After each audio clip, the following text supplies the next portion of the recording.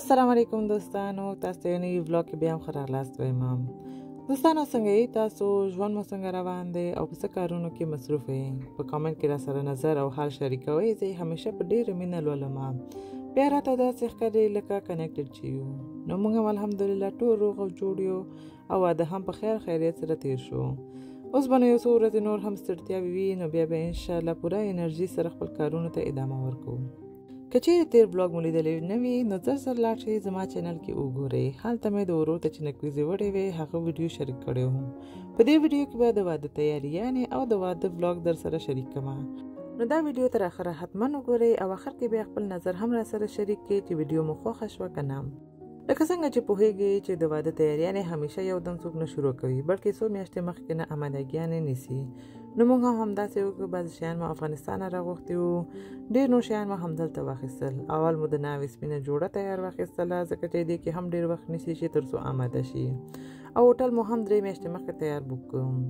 ورور ته مې د ریشیګانې هم تیار فرمایش ورکړ او د افغاني جامې مو ورته افغانستان راغوښتې وې.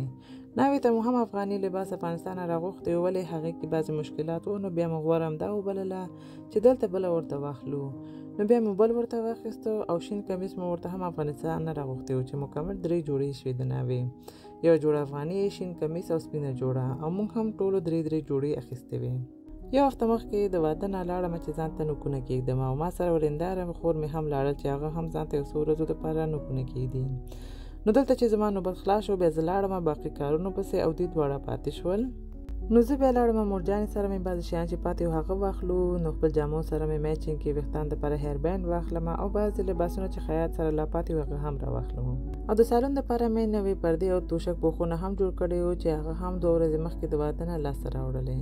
نو بیا مې پردې زر بند کړلې، توشکونه مې پوښ کړل، یو څو دانې نور بالښتونه هم په کار وو. نو هغه مې زر ډک کړ تر څو مخکې له دې چې مېلمانه راشي نو کور بیخي پاک او آماده وي. او الحمدلله همداسې هم وشول. 2 هفتې مخکې له واده نه موږ ټول بې حده مصروفه وو. کله به مو ځان ته شاپینګ کول، کله به مو جانې سره تلو او کله به د کور سیټ کولو کې به مصروفه وو. او کله چې د شپې کور ته راتلو نو پښې به نور ځواب ورکولې، ولې بیا هم ډېر خوشحاله یم چې هر څه منظم شو او واده په خیر تیر شو.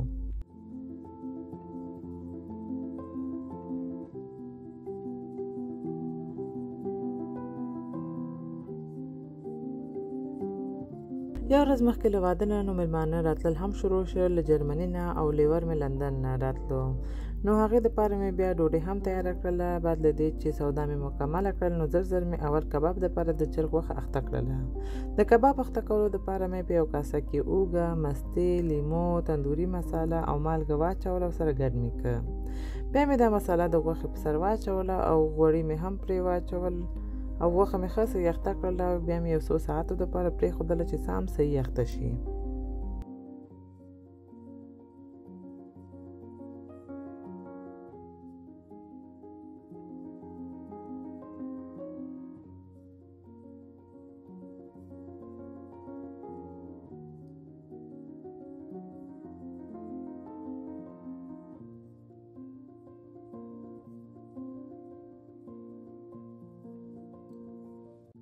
سره د دې چې وخت را سره ډېر نو بیا هم یو خواږه مې جوړ کړ، ځکه چې مېلمانه راتلل نو که خواږو کې هېڅ هم نه وی بیا به خوند نه کوو.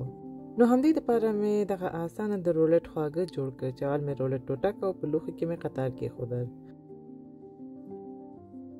رولټ مې چې په دې لوښي کې کېښودل دا مې یو څنګ ته کېښوده. په یو بل کاسه کې مې د ونلې پودینګ یا فریني، ټینګ پیروی او مسکپون کریم نه لږ پکې واچلو، سره مکس مې کړ.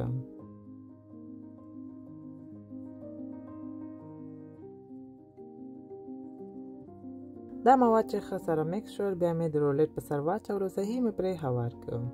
دوستانو دا یو بهترینه لاست منټ خواږه دی چې ډېر آسان دی او کم موادو نه جوړیږي. خوند یې بیا هغې نه ډېر خوندور دی او د ډېرو خوښیږي هم. په آخر کې مې د لوښي زینت دپاره بادام او میده شوې پسته هم پرې واچوله او دا مې بیا یخچال کې کېښودلو. دا خواږه مخکې له دې چې نوشیجان شي 3-4 ساعته دپاره چې یخچال کې کېښودل شي نو لا ډېر خوندور راځي. ورپسې بیا د چرګ غوښه هم داش په پتنوس باندې کېښودله او داش کې مې کېښودل چې پوخ شي او د پیازه مې هم پخه کړله. ورپسې بیا د وریجو سر دپاره د ګازرو خلال هم په غوړیو کې سور کړ. په دې ورځ مې ونه کولی چې ډېر شیان پخه کړم، فقط کباب، وریجې او د پیازه مې پخه کړله او یو رقم خواږه، ځکه چې وخت را سره واقعا بیخي کم و. بیا نو مېلمانه هم راغلل، ډوډۍ مو تیاره کړله او مو خوړله. بعد له دې چې ډوډۍ مو وخوړله او لوښي مې ومینځل او ځای په ځای مې کړ، بیا نو لاړم مورجانې خواته مې. هلته نو هغه هم ښه مصروفه وه، د ناوې کوټه یې اماده کوله او د ناوې او زوم جامې هم تیارې کېښوده تر څو هلته بیا په عذاب نه شي او هر څه په اسانه په لاسته ورشي. د ناوې کوټه یې مورجانې مې خپله ګل ووهلو. دلته چې زه لاړم نو نیم کار یې خلاص و، نیم یې لا پاتې و. تر څو چې دوی د مکمل کوټه ګل ووهلو او خلاص شو، نو په ما ناوخته کېده زه بېرته راغلم کور ته، نو ځکه فاینل لوک یې پاتې شو.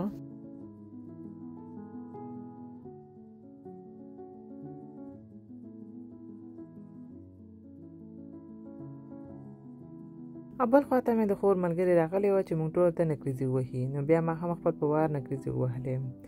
مونږ ناوې ته د نکریزو وړلو رواج هم لرو، ولې د ورېندارې کورنۍ مې بعضې کارونو له وجې نه موږ نه هیله کړې وه چې دا نکریزې یونیسو. او بل دا چې هوټل کې مو هسې هم نکریزې وهلې، نو نکریزې پاتې شوې وې مو نه وړل. ولې ورور ته مې چې نکریزې وړې وې هغه بلاګ مې هم تاسو سره شریک کړی، تاسو کولی شئ زما چینل کې وګورئ. نو په همدا وجه یو شپه مخکې د واده نه موږ ټول لاړو مورجانې کره مې، هلته مو ځان ته نکریزې ووهلې چې د ماما لورګانې مې هم راغلې وې، نو ډېر خوند یې وکړ. ما ځان ته داسې یو اسانه ډیزاین خوښ کړ چې زر خلاص شي او دوباره لاړ شم کور ته. او دا چې نکریزې مې وهلې وې نو ډېر په سختۍ سره ډرایو مې هم وکړ. نکریزې نه بعد بیا زه دوباره کور ته لاړم، سبا دپاره هر څه تیار او اماده کړم چې جامې سم منظمې وي چې بیا هلته سرګردانه نه شم. او بیا په وخته لاړم چې ویده هم شم، ځکه چې په سبا یې بیا واده و، نو کارونه ډېر و، نو کافي انرژي ته ضرورت و، او که خوب پوره نه وي نو انسان انرژي نه لري. په سبا یې نو سهار وخته لاړو ارشکا ته چې ځانونه تیار کړو، چې تقریبا 12 بجې بیا زه او خور مې لاړو هغه لوکیشن ته چې د ناوې او زوم فوټوشوټ پکې کېدلو. پلان اول همدا و چې ټول به خپل افغاني لباسونه اغوندو، نو همدې دپاره ټولو خپل افغاني لباسونه واغوستل.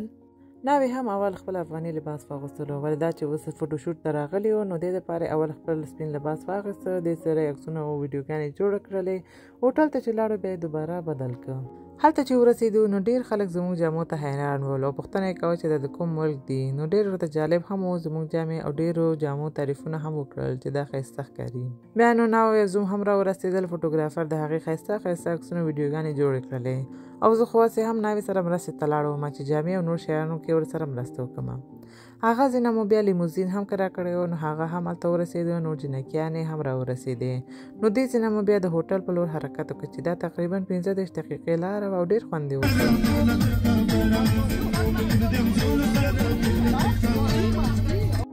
دې موټر کې مکمل 9 نفره ځایږي، د ناوې او زوم تر څنګ فوټوګرافر، زه او 4 نورې چینکیانې لکه کشره خور مې، ماما لورګانې مې او زما لورکۍ راسره وه.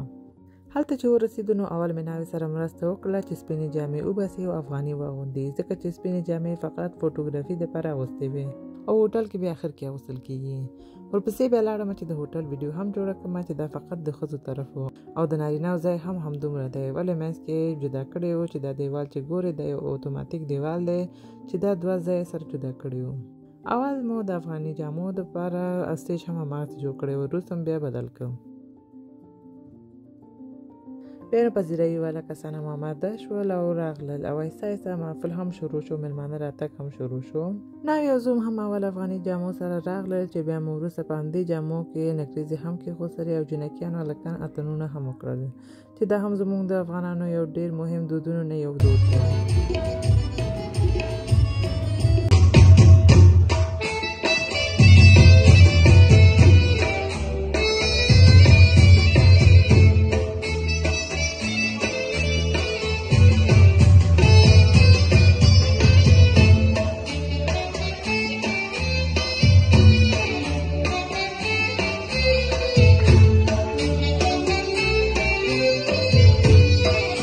ورپسې نو موږ هم جامې بدلې کړلې او ناوې هم خپل شین کمیس واغوستل او همدې جامو کې بیا نکاح هم وتړله او ډوډۍ مو هم په همدې جامو کې واخیستل.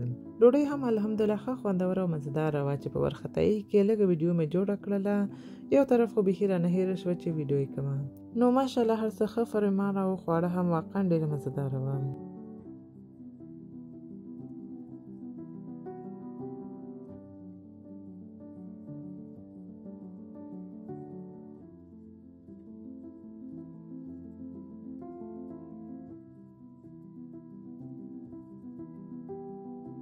ډوډۍ نه بعد بیا دوباره جامې بدلې کړلې چې ناوې خپل سپین کمیس واغوستلو. موږ ټولو سرمایي رنګ غوټې جوړې کړې وې، هغه مو واغوستلې.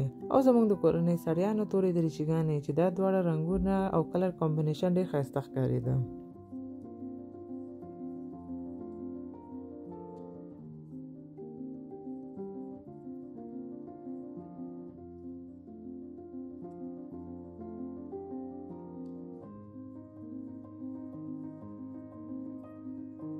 ناوې چې خپل سپین لباس کې راغله، کیک یې مات که، سره مو چې ورته اخیستی و هغه یې واغوستل او باقي رسمونه او رواجونه چې ول هغه مو وکړ. همدې سره نو دا واده هم په خیر و خیرت سره تیر شو او همدې سره دا ولاګ هم پای ته ورسېده. هیله ده چې خوښ شوي مو وي، خپل دعاګانې کې مونږ یاد ساتئ او زما ورور ورېندار ته هم دعا وکړئ چې مخکې ژوند په خوشحالي او خوښۍ سره تیر کړي. آمین. او تاسو هم په ځان خیال وساتئ. ښه وخت ولرئ. الله پاک.